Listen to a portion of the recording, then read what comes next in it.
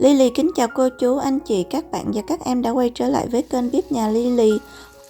Hôm nay Lily xin chia sẻ cách làm giò cháo quẩy với bột nở nha cả nhà. Thành phần nguyên liệu và một số lưu ý khi làm bánh Lily để ở phần mô tả và phần bình luận để cả nhà tiện theo dõi nha. Đầu tiên mình chuẩn bị 250g bột mì với 13% protein, 3g bột nở, 1 đến 2g muối nở, ở đây Lily dùng 1g nha cả nhà. Trộn các nguyên liệu vào với nhau, 3g muối, 25g dầu ăn và mình cho vào tiếp là 150g nước lạnh. Có một lưu ý là dùng nước lạnh hoặc là nước ở nhiệt độ thường nha cả nhà. Sau đó thì mình trộn đều tất cả các nguyên liệu lại với nhau. Ở bước này thì mình chỉ cần các nguyên liệu được trộn đều với nhau thôi cả nhà. Bột của mình nó sẽ mềm nhưng không nhão, không ướt và không dính tay nha cả nhà. Như thế này nè. Sau đó thì đậy lại và để bột nghỉ 15 phút.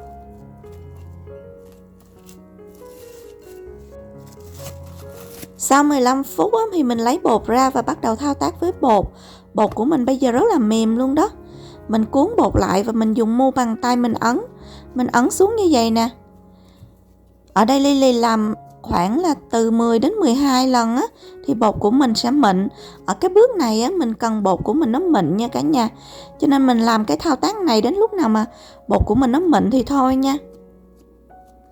Sau khi ủ thì mình nhồi cũng rất là mau mịn luôn nha cả nhà. Cho nên là mình không có cần phải lo là mình nhồi nhiều đâu.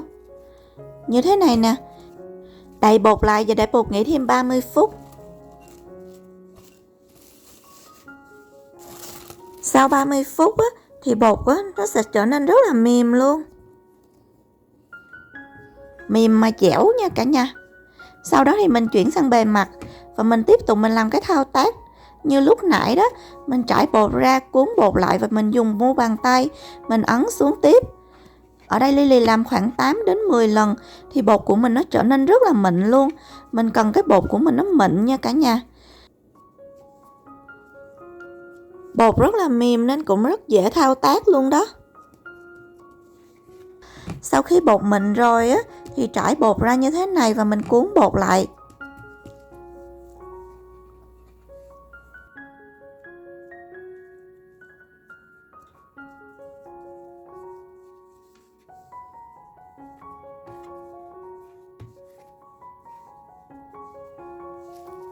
Dùng màng bọc thực phẩm để bao bột lại và để trong tủ lạnh từ 8 đến 12 tiếng nha cả nhà.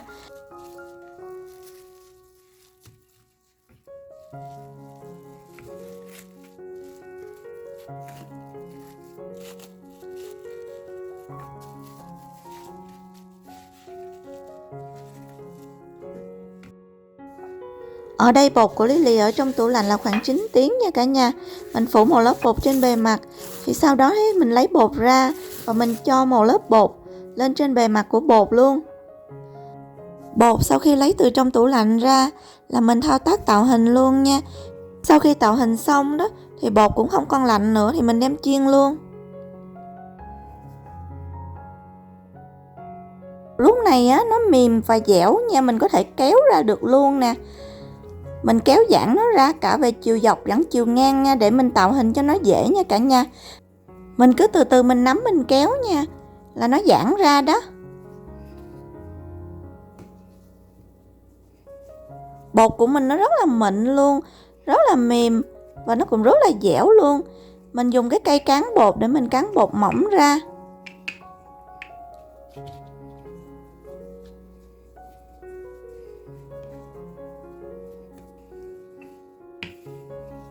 Cán mỏng như thế này nè, sau đó thì cắt bột ra.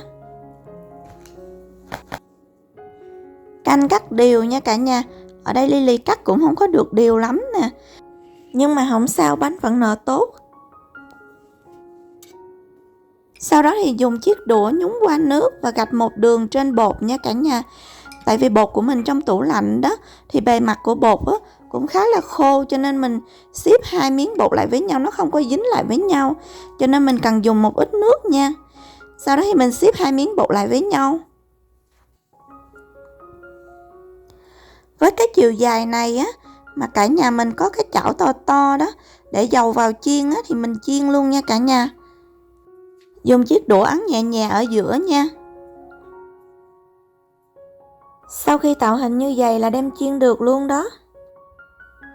Tại Lily không có cái chảo to đó, cho nên Lily cắt ra làm đôi để nó nhỏ hơn nè. Nếu mình có cái chảo to thì mình đem chiên luôn nha cả nhà. Làm nóng dầu trước, mình thử nè, mình để đôi đũa vào đó mà thấy nó sủi bọt á, hoặc là để miếng bột vào mà nó như vậy nè, xong rồi nó nổi lên là đạt rồi nha cả nhà. Cho bánh vào chiên. Ở đây chiên lửa không quá lớn nha cả nhà. Chiên lửa trên trung bình, ví dụ giống như bếp mình á có 9 số thì mình chiên ở số 7 hoặc số 8 là được nha cả nhà. Lửa không quá lớn, tại vì lửa lớn quá đó thì mình cho bánh vào đó, bánh nó chưa kịp nở thì nó đã cháy rồi. Cả nhà đừng lo là bánh của mình nó không có nở nha, bánh là nó sẽ nở đó. Ở đây Lily ghi lại toàn bộ quá trình chiên ở đây luôn nè, là bánh nó sẽ nở, nó nở từ từ và nó nở rất là tốt luôn, nó nở rất là to luôn đó.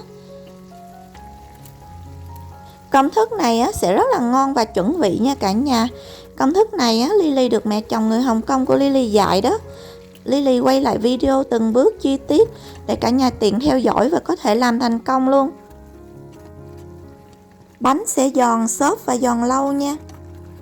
Sang ngày hôm sau đó, mình muốn ăn lại, mình chỉ cần để trong lò nướng, nướng lại một chút á, thì bánh sẽ giòn ngon như mới chiên vậy đó.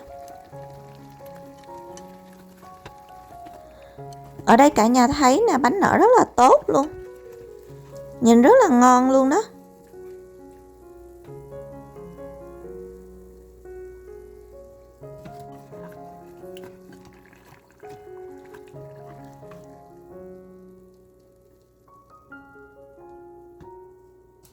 Tiếp tục mình cho bánh vào chiên đến khi nào hết thì thôi nha cả nhà.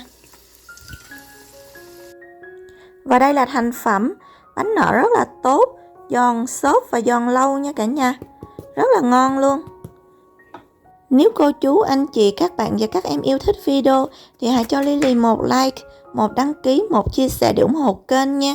Cảm ơn cả nhà, hẹn gặp cả nhà ở video tiếp theo.